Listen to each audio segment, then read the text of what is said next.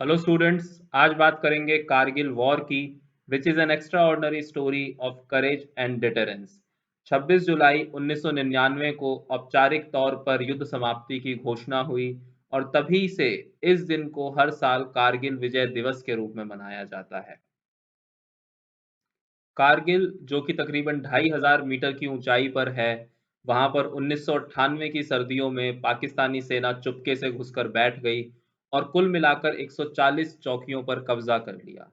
जिसके बाद 1999 के मई में जब भारतीय सेना को इस चीज की भनक लगी, जब भारतीय सेना अपनी चौकियों पर वापस पहुंची, तो वहां देखा गया कि already Pakistani troops, Pakistani army कब्जा करके बैठी हुई है।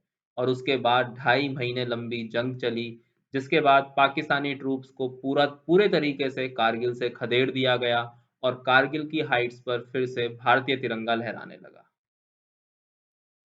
लेकिन ये जंग लड़ी क्यों गई थी, तो उसके बारे में हमें थोड़ा सा पीछे जाना पड़ेगा। हम जाएंगे 1984 में। 1984 में हुआ था ऑपरेशन मेघदूत। ऑपरेशन मेघदूत, जब भारतीय सेना ने सियाचिन ग्लेशियर पर अपना कब्जा जमा लिया था। क्यों हुआ था ऑपरेशन मेघदूत? ऑपरेशन मेघदूत इसलिए हुआ था क्योंकि ये जो आप पॉइंट देख रहे हैं मैप में, NJ9842, यहां आकर LOC एंड हो जाती है।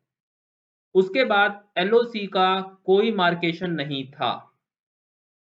इस पॉइंट के बाद ये निर्धारित नहीं था कि LOC किधर जाती है। तो पाकिस्तान अपने नक्शे में ये दिखाता था कि LOC ये है, इस जगह पर, और यहाँ पर है काराकोरम पास। तो उसका मानना ये था कि ये जो ऊपर का जितना भी हिस्सा है वो पाकिस्तानी भूमि है, वो पाकिस्तानी हिस्सा है, और ये इंडिया का हिस्सा है। भारत को ये चीज कभी से भी गवारा नहीं थी। लेकिन 1984 से पहले, यानी 60s और 70s में, जब यूरोपियन एक्सपेडिशंस आया करते थे सियाचिन ग्लेशियर पर चढ़ाई करने के लिए, तो वो परमिशन लेते थे पाकिस्तानी साइड से, और भारत को ये चीज़ पसंद नहीं आती थी। भारत को ये चीज़ कभी भी अच्छी नहीं लगती थी। उसे हमेशा ऑब्जेक्शन होता था कि पाकिस्तान कैसे परमिशन दे देता है। तो एक बार क्या हुआ, 1977 में एक जर्मन एक्सपेडिशन आता है भारतीय साइड से, यानी इंडियन साइड से परमिशन लेने के लिए कि हम सियाचिन के ग्लेशियर पर चढ़ाई करना चाहते हैं। जब इंडियन आर्मी के लोग उन जर्मन्स का मैप देखते हैं जो उनके पास था, तो वो उस मैप में देखते हैं कि पाकिस्तान इसे ऑफिशियल LOC मानता है, इस लाइन को ऑफिशियल LOC मानता है। उसके बाद से क्या होता है, उसके बाद से भारत ने भी अपनी साइड से ट्रूप्स और एक्सपेडिशंस भेजने शुरू करे, जो कि मिलिट्री रेगुलर्स होते थे। 1977 से 1984 तक यही सब चलता रहा। पाकिस्तानी एक्सपेडिशंस आते थे, इंडियन एक्सपेडिशंस आते थे, लेकिन किसी ने भी अब तक इस एरिया को सीज नहीं करा था। इस एरिया को पूरे तरीके से किसी ने भी सीज नहीं करा था। लेकिन बाय 1984 ये इस चीज की जरूरत महसूस करी जाने लगी कि इस एरिया को जल्द से जल्द सीज कर लिया जाए, इस एरिया के ऊपर अपना कब्जा जमा लिया जाए। तो 13 अप्रैल 1984 को ऑपरेशन मेघदूत लॉन्च करके भारतीय सेना ने यहाँ पर, ये जो आप लाइन देख रहे हैं, ये इंदिरा कोल, सियाला, बिलोफोंडला पर अपना कब्जा जमा लिया। सियाला की हाइट है, ये जो सियाला पॉइंट है यहाँ पर आप देख पा रहे हैं मैप में, सियाला की हाइट है 5,589 मीटर। बिलोफोंडला की हाइट है 5,480 मीटर। ग्योंगला की हाइट है 5,669 मीटर। और इंदिरा कोल जो है, उस पॉइंट की हाइट है 5,764 मीटर, 5,764 मीटर। भारतीय सेना, ऐसा कहा जाता है कि भारतीय सेना पाकिस्तानी सेना से बस कुछ ही घंटे पहले पहुंची इन पॉइंट्स पर और वहां जाकर उसने अपना कब्जा जमा लिया। उसके बाद जब पाकिस्तानी सेना ने रिटेलिएट करा तो वो कुछ नहीं कर पाए, क्योंकि ऑलरेडी इंडियंस इस हाइट पर पहुंच चुके थे। और यहाँ पर देखिए, यहाँ पर टरेन बहुत मुश्किल है। ये एरियाज ऑलरेडी बहुत हाइट पर हैं और सियाचिन का क्लाइमेट बहुत गंदा है। वो इंडियन कंडीशंस नहीं, ह्यूमन कंडीशंस के लिए नहीं बना है। सियाचिन का जो क्लाइमेट है वो ह्यूमन कंडीशंस के लिए नहीं है। वहां पर सर्दियों में टेम्परेचर -50 डिग्री से नीचे चला जाता है और गर्मियों में भी -10 डिग्री तक ही टेम्परेचर वहां पर राइज हो पाता है। तो सोचिए कितनी दुर्गम जगह है, कितनी दुर्गम पहाड़ियां हैं। तो इस पॉइंट का मतलब क्या था, इसको लेने का भारतीय सेना को क्या जरूरत थी इस हिस्से को लेने की, क्योंकि इकोनॉमिक वैल्यू तो इस पॉइंट की जीरो है। तो वजह ये थी कि सियाचिन ग्लेशियर जो है वो इधर है पाक ऑक्यूपाइड कश्मीर यानी पाकिस्तान, और इधर है चाइना। अगर सियाचिन ग्लेशियर के ऊपर भारत कब्जा नहीं करता है तो भारत एक वीक पॉइंट पर पहुंच जाएगा, क्योंकि ये पाकिस्तान और चाइना के बीच में एक डायरेक्ट लिंक हो जाएगा। और उसके बाद इस पॉइंट से कभी भी नीचे की तरफ अपनी अपनी सेनाएं मूव करवा सकते हैं पाकिस्तान या चाइना, कहाँ, लेह की तरफ, और इंडिया की सप्लाई लाइंस कट करी जा सकती हैं। तो 1984 आते आते इस चीज की जरूरत महसूस करी जाने लगी कि हमें इस पॉइंट को इन पॉइंट्स को सीज करके सियाचिन के ऊपर अपना कब्जा जमा लेना चाहिए। 1987 में पाकिस्तान ने फिर से रिटेलिएट करा और कायद नाम की एक पोस्ट उन्होंने ले ली, एक पोस्ट उन्होंने ली जिसका नाम कायद पोस्ट दिया गया। लेकिन उसके बाद इंडियन आर्मी ने ऑपरेशन राजीव लॉन्च करा जिसका नेतृत्व करा सूबेदार बाना सिंह ने, और इस पोस्ट को कैप्चर कर लिया गया और बाद में इसका नाम दिया गया बाना पोस्ट। 1989 में भी पाकिस्तान ने एक विफल कोशिश करी जिसमें भी उसके हाथ कुछ नहीं लगा। तो उसके 1984 के बाद क्या हो गया, ये तो हुई एलओसी हमारी NJ 9842 तक, और ये अब जा रही है, इसे बोला जाता है, इस लाइन को आप देख पा रहे होंगे यहाँ लिखा हुआ है AGPL, इसका मतलब है एक्चुअल ग्राउंड पोजीशन लाइन। तो अब हुआ क्या, 1984 में इंडिया ने पाकिस्तान से कह लीजिए या कुछ भी कह लीजिए, खाली पड़ा इलाका था सियाचिन, उसे सीज कर लिया। अब 1984 में जब इंडिया ने ये सीज कर लिया तो ये पाकिस्तान के लिए एक तरीके से बेइज्जती वाली चीज हो गई, और हमारा इतिहास रहा है स्कोर सेटल करने का। तो पाकिस्तान के मन में हमेशा से ये खटक थी कि हम स्कोर सेटल करें। तो होता क्या है, 1984 के बाद जो पाकिस्तान के जो आर्मी चीफ थे वो जिया उल हक से कहते हैं कि भाई एक प्लान है हमारे पास, हम ये कर सकते हैं कि हम कारगिल में जाके बैठ जाएं। क्योंकि होता क्या है, विंटर्स में इंडियन ट्रूप्स, विंटर्स में हालात रहने लायक नहीं होते हैं तो इंडियन ट्रूप्स कारगिल से कुछ नीचे उतर आते हैं। तो जियाउल हक से कहा गया, वहां के उस टाइम जो आर्मी चीफ थे उन्होंने बोला कि हम एक काम करते हैं, हम कारगिल में जाके बैठ जाते हैं, और कारगिल में बैठने के बाद जब इंडियन ट्रूप्स वापस आएंगे तो हम उन्हें आने नहीं देंगे, क्योंकि वो नीचे होंगे और हम हाइट पर होंगे। जैसे इंडिया ने सियाचिन सीज करा था उसी तरीके से हम कारगिल को सीज कर देते हैं।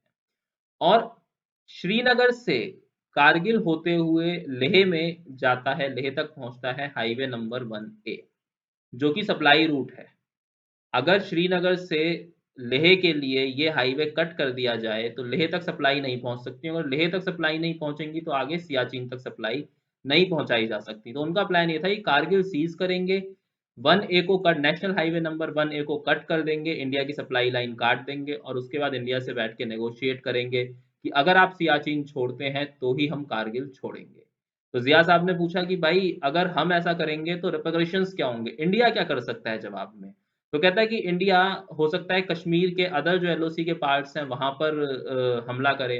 तो उन्होंने कहा तो हम क्या करेंगे, तो उन्होंने बोला भाई उन जगहों पर तो ऑलरेडी हमारा स्ट्रांग होल्ड है, पाकिस्तान का स्ट्रांग होल्ड है, तो वहां पर इंडिया कुछ नहीं कर पाएगा, हम उनको पीछे धकेल देंगे। कहता है कि अच्छा और क्या कर सकता है इंडिया हमें निकालने के लिए, क्योंकि वो कारगिल भी नहीं ले पाएगा, वो यहाँ पर भी हमला नहीं कर पाएगा, तो इंडिया और क्या कर सकता है। तो उन्होंने बोला कि इंडिया जो है वो इंटरनेशनल फ्रंट खोल सकता है, इंटरनेशनल बॉर्डर वायलेट कर सकता है। तो जिया साहब ने कहा कि अगर इंडिया ने इंटरनेशनल बॉर्डर वायलेट कर दिया तो इसका मतलब ऑल आउट वॉर हो जाएगा, and we are not in situation of having an all out war. तो वो प्लान जो है वो खत्म कर दिया गया, उस प्लान को वहीं पर दबा दिया गया। लेकिन होता क्या है, बाय 1998 मुशर्रफ साहब जो हैं वो बनते हैं आर्मी चीफ, और वो इस प्लान को फिर से उठाते हैं। वो कहते हैं कि हम फिर से जाके, हमारा प्लान वही है कि हम कारगिल में बैठेंगे, कारगिल को सीज करेंगे, 1A को काटेंगे, और इंडिया के साथ नेगोशिएट करके सियाचिन को वापस लेंगे। तो फिर से वही ऑब्जेक्शन हुए कि इंडिया कहाँ कहाँ अटैक कर सकता है। तो फिर से मुद्दा आया कि अगर इंडिया ने इंटरनेशनल बॉर्डर वायलेट कर दिया तो क्या होगा। कहता है कि अब इंटरनेशनल बॉर्डर इंडिया वायलेट नहीं करेगा, अब इंडिया ऑल आउट वॉर में नहीं जाना चाहेगा। ऐसा उन्होंने क्यों कहा, उसका कारण था क्योंकि 1998 में पाकिस्तान और इंडिया दोनों ही न्यूक्लियर टेस्ट कर चुके थे और वो दोनों न्यूक्लियर स्टेट बन गए थे। तो पाकिस्तान को भी ये चीज़ पता था कि इंडिया ऑल आउट वॉर में जाने का खतरा नहीं उठाएगा। अगर इंडिया इंटरनेशनल बॉर्डर वायलेट करता है, इसका मतलब ऑल आउट वॉर हो जाएगा पाकिस्तान पर और फिर इंडिया को पता है war will lead to mutual destructions, तो दोनों तरफ से न्यूक्लियर वेपन्स का इस्तेमाल हो सकता है। इसलिए इंडिया अब ये हिमाकत नहीं करेगा कि वो इंटरनेशनल बॉर्डर्स को क्रॉस करे। इसलिए मुशर्रफ साहब को अपना प्लान बहुत अच्छा लगा, जो कि टैक्टिकली एक अच्छा प्लान था भी।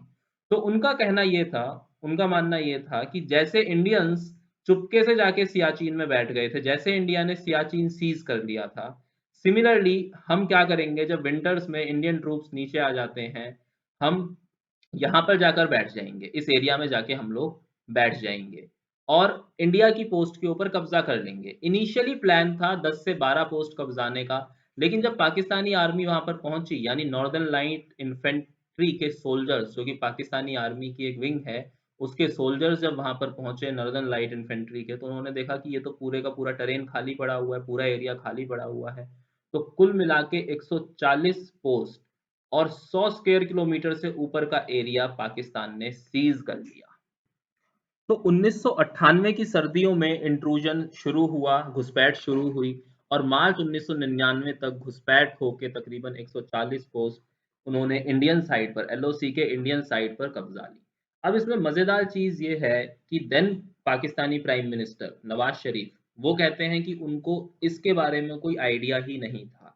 ये एक हाईली सिक्रेटिव ऑपरेशन था जो मुशर्रफ साहब ने प्लान करा और नवाज शरीफ साहब को इसके बारे में कोई जानकारी नहीं थी। नवाज शरीफ जी को जो पहली जानकारी इस प्लान के बारे में मिलती है, वो लेट अप्रैल में जाके उन्होंने जानकारी दी, लेट अप्रैल और अर्ली मई में जानकारी दी कि हमने एलओसी के इधर साइड वाली पोजीशंस को ले लिया है और अब हम इंडिया के, अब हमारे पास बार्गेनिंग चिप है, अब हम जो है वो नेगोशिएट करने की कंडीशन में हैं और अब आपको बहुत पॉलिटिकल बेनिफिट होगा इससे और आप पाकिस्तानी आवाम की नज़रों में चढ़ जाएँगे और आपको कायदे-आज़म का खिताब मिलेगा एंड ब्ला ब्ला, इस तरीके की उन्होंने चॉकलेट्स दी नवाज़ शरीफ साहब को, मुशर्रफ साहब ने। तो इस तरीके से करके नवाज़ शरीफ साहब का पक्ष ये था कि उन्हें इस प्लानिंग के बारे में, इस ऑपरेशन के बारे में इनिशियली कुछ पता ही नहीं था। उन्हें बहुत बाद में पता चला जब ऑलरेडी पाकिस्तानी ट्रूप्स वहाँ आकर बैठ चुके थे। अच्छा, इस बात का सिग्निफिकेंस क्या है कि नवाज शरीफ साहब को पता नहीं था? क्योंकि फ़रवरी 99 में बस डिप्लोमेसी शुरू होती है। 99 फ़रवरी में Indian prime minister Atal Bihari Vajpayee बस डिप्लोमेसी के लिए, यानी बस सर्विस शुरू करी जाती है from all the way Lahore to Amritsar via Wagah border, जिसके इनॉग्रेशन के लिए इंडियन प्राइम मिनिस्टर पाकिस्तान जाते हैं। पीस टॉक्स चल रही थी, पीस टॉक्स अपने बहुत चरम पर थी, उनके पॉजिटिव इम्पैक्ट्स देखने को मिल रहे थे।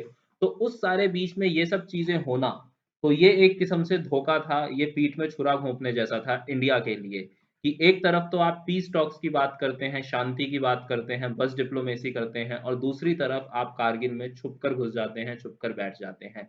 तो इसलिए नवाज शरीफ साहब ने हमेशा इस चीज़ को टाला कि कि मुझे नहीं पता था कि ऐसा कुछ हो रहा है। It was a military operation, it was a highly secretive operation. अच्छा, अब होता क्या है? पाकिस्तान ने युद्ध शुरू होने पर कभी भी ये नहीं माना कि ये हमारे रेगुलर्स हैं, ये पाकिस्तानी आर्मी के सोल्जर्स हैं। पाकिस्तानी सोल्जर्स को मुजाहिदीन्स के डिस्गाइज़ में भेजा गया, सलवार कमीज़ पहना के और उन्हीं के तरीके के अटायर्स में पाकिस्तानी सोल्जर्स को कारगिल की हाइट्स पर सेटअप करा गया, वहाँ पर बिठाया गया। क्योंकि पाकिस्तान ये नहीं चाहता था कि डायरेक्टली कभी भी ये पता चले कि ये इंट्रूजन जो है, वो पाकिस्तानी आर्मी ने कराया है। तो अब होता क्या है, इंट्रूजन तो हो गया, मार्च तक तो वो लोग आके पूरे तरीके से सेटल हो गए, वहाँ पर घर बसाकर बैठ गए और हमें अभी कुछ भी पता नहीं था।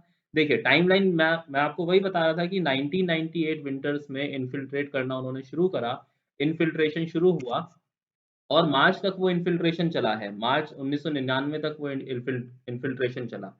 फ़रवरी 99 में बस डिप्लोमेसी हो रही थी, उस वक़्त भी कुछ नहीं हुआ, तो एक तरीके से पाकिस्तान डबल गेम खेल रहा था। एक तरफ वो पीस प्रोसेस की बात करता था, पीस टॉक्स की बात करता था और दूसरी तरफ वो अपने सोल्जर्स को भेज रहा था इंडियन साइड पे। इसीलिए सिर्फ़ इन्हीं पीस टॉक्स की वजह से पाकिस्तान ये मानना भी नहीं चाहता था कि ये पाकिस्तानी आर्मी के रेगुलर्स हैं। लेकिन जब वॉर शुरू हुआ, इनिशियली जब इंडियंस ने कुछ पोस्ट कैप्चर करनी शुरू करी और वहाँ पे जो पाकिस्तानी डेड बॉडीज थी, पाकिस्तानी ट्रूप्स की जो बॉडीज थी, उनसे जो कागजात मिले, उनसे पता चला कि ये पाकिस्तानी आर्मी के रेगुलर हैं। एंड वंडर इन वंडर, सबसे बड़ा खेल जब होता है जब, ये देखिए, ऑन जून 11 को क्या हुआ, परवेज मुशर्रफ साहब और लेफ्टिनेंट जनरल अजीज, जो कि चीफ थे जनरल स्टाफ के, chief of general staff lieutenant general Aziz के बीच में एक कन्वर्सेशन लीक होती है। परवेज मुशर्रफ साहब थे चाइना में और ये अजीज साहब थे रावलपिंडी में। इनके बीच में एक कन्वर्सेशन होती है जो कि टैप हो जाती है, और उस कन्वर्सेशन में ये क्लियरली बात हो रही थी कि पाकिस्तानी आर्मी का कारगिल कॉन्फ्लिक्ट में हाथ है, कारगिल कॉन्फ्लिक्ट में उन लोगों का कारगिल कॉन्फ्लिक्ट में, कारगिल में जो इंट्रूजन हुआ है वो पाकिस्तानी आर्मी का हाथ नहीं बल्कि पाकिस्तानी सोल्जर्स ही हैं वहां पर। तो जून 11 में 99 को इंडिया ने ये टेप पब्लिक कर दी, और उसके बाद पाकिस्तान के ऊपर प्रेशर बना अपने ट्रूप्स को वापस बुलाने का, अपने ट्रूप्स को पीछे हटाने का। लेकिन उससे पहले थोड़ा सा जान लेते हैं कि एक्चुअली में कैसे कैसे चीजें चली, कैसे शुरू हुआ सब कुछ। देखिए, अर्ली मई में, फर्स्ट वीक ऑफ मई तक हमें कुछ नहीं पता था। ये हमारी इंटेलिजेंस का एक बहुत बड़ा फेलियर था। एक चीज को हमेशा ध्यान में रखिएगा, हमारे साइड पर भी एक बहुत बड़ा इंटेलिजेंस फेलियर था कि इतनी तादाद में, हजारों की तादाद में पाकिस्तानी सैनिक हमारी साइड पर आकर बैठ गए और हमें ये चीज पता नहीं चली। फर्स्ट वीक ऑफ मई में जैसे कि बर्फ पिघलती है, जैसे ही मौसम थोड़ा सा अनुकूल होता है ऊपर जाने के लिए, जब शेफर्ड्स ने वहां जाना शुरू करा तो उन्होंने कुछ मूवमेंट वहां पर देखी, कुछ अनएक्सपेक्टेड मूवमेंट उन्होंने वहां पर देखी पाकिस्तानी आर्मी की, और उन्होंने उस चीज को रिपोर्ट करा इंडियन आर्मी को। उसके बाद अर्ली मई में ही 3 मई, 5 मई और 9 मई के आसपास इंडिया ने अपने पेट्रोल्स भेजे, और उन पेट्रोल्स के ऊपर हमला हुआ, सोल्जर्स को कैप्चर करा गया, उन्हें टॉर्चर करा गया और उन्हें ब्रूटली हैंडल करा गया। उनके साथ सैनिकों जैसा व्यवहार नहीं करा गया। बाय मिड में ये चीज कंफर्म हो गई। अब इंडिया को मध्य मई तक ये नहीं पता था कि ये पाकिस्तानी आर्मी के रेगुलर्स हैं या ये मुजाहिदीन हैं, लेकिन उनकी जो फायर पावर थी उसको देख के इंडियन आर्मी को, इंडियन साइड को एक चीज की आशंका जरूर थी कि इनका, अगर ये पाकिस्तानी आर्मी नहीं है तो इनका साथ जरूर दे रही है पाकिस्तानी आर्मी, क्योंकि इनकी फायर पावर जो है वो बहुत ज्यादा है, और मुजाहिदीन के पास इतनी ज्यादा फायर पावर होने का कोई मतलब नहीं बनता है। तो क्या होता है, बाय मिड में इंडियन ट्रूप्स को मूव करना वैली से, यानी कश्मीर वैली से कारगिल की तरफ इंडियन ट्रूप्स को मूव करना शुरू कर दिया जाता है।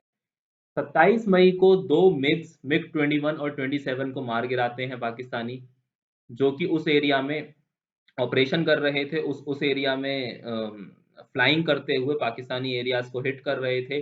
दो मिग 21 और 27 को गिरा दिया जाता है, और फ्लाइट लेफ्टिनेंट कंबम्पति नचिकेता को पाकिस्तानी आर्मी पीओडब्ल्यू कर लेती है, यानी प्रिजनर ऑफ वॉर बना लेती है।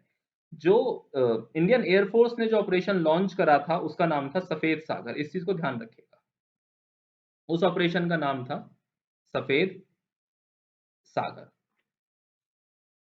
तो अर्ली अर्ली जून में होता क्या है, हम कुछ पोस्ट कैप्चर करते हैं, वहां से जो पाकिस्तानी सोल्जर्स थे, जो डेड पाकिस्तानी सोल्जर्स थे, उनसे पाकिस्तानी राशन कार्ड और पाकिस्तानी आर्मी के आईडी प्रूफ्स मिलते हैं, और इंडियन गवर्नमेंट ये एस्टैब्लिश करती है कि ये पाकिस्तानी आर्मी के रेगुलर्स हैं। लेकिन प्रॉब्लम क्या थी, लेट मई तक भी, यानी 20-22 मई के आसपास तक भी, देखिए डेट इधर उधर हो सकती है थोड़ी सी, 20-22 मई के आसपास तक भी इंडियन गवर्नमेंट भी, इंडियन साइड भी ये मानने को तैयार नहीं थी, एक्सप्लिसिटली डिक्लेयर करने के लिए तैयार नहीं थी कि ये पाकिस्तानी आर्मी के रेगुलर्स हैं। उसका कारण ये था क्योंकि ये इंडियन इंटेलिजेंस का फेलियर था। तो आप अपनी पब्लिक को कैसे फेस करेंगे कि भाई इतनी बड़ी तादाद में आके आपकी साइड पर सैनिक बैठ गए, तो आप क्या कर रहे थे उस वक्त पे, आपको कैसे भनक नहीं लगी। इसलिए इंडियन गवर्नमेंट भी एक्सप्लिसिटली बहुत लंबे समय तक ये मानने को तैयार नहीं थी कि ये पाकिस्तानी आर्मी के रेगुलर्स हैं। लेकिन जून आते आते इंडियन गवर्नमेंट ने ये मान लिया कि ये पाकिस्तानी आर्मी के रेगुलर्स हैं,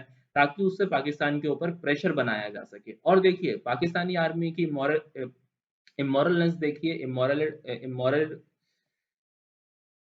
सॉरी इमोरलिटी देखिए, कि वो ये मानने तक को तैयार नहीं थे कि ये हमारे सैनिक हैं, ये हमारे जवान हैं। तो सोचिए, उस आर्मी के सैनिकों के ऊपर कैसा मानसिक दबाव पड़ता होगा जिस जो देश ये मानने से इनकार कर दे कि ये हमारे ही सिपाही हैं। वो एक तरफ वो उनके लिए इतनी ऊंची हाइट्स पर इतनी दुर्गम सिचुएशन में लड़ रहे हैं, वॉर कर रहे हैं, अपनी जान जोखिम में डाल रहे हैं, दूसरी तरफ उनका देश ये मानने से इनकार कर देता है कि ये हमारे सोल्जर्स हैं, ये हमारे रेगुलर्स हैं। तो सोचिए ये मॉरली कितनी इनकरेक्ट चीज है। उस आर्मी के सैनिकों के ऊपर कितना मानसिक प्रेशर पड़ा होगा इस चीज से, कितना मानसिक दबाव पड़ा होगा इस चीज से। तो होता क्या है, 13 जून को इंडियन आर्मी टोलोलिंग हिल को सिक्योर कर लेती है। टोलोलिंग हिल एक बहुत ही इंपॉर्टेंट एरिया था from the tactical point of view, from the point of view of war, और इसने वॉर की पूरी जो दिशा थी वो बदल दी, वॉर की डायरेक्शन चेंज कर दी। और टोलोलिंग हिल लेने के बाद वॉर पूरे तरीके से इंडियन साइड पर झुक गया, इंडियंस के फेवर में झुक गया। दूसरा हुआ क्या, इंडियंस जितनी हैवी डिवीजन्स ले आए थे, जितनी मोबिलाइजेशन उन्होंने आर्मी की कर दी, लाखों की तादाद में उन्होंने आर्मी की मोबिलाइजेशन वहां पर कर दी।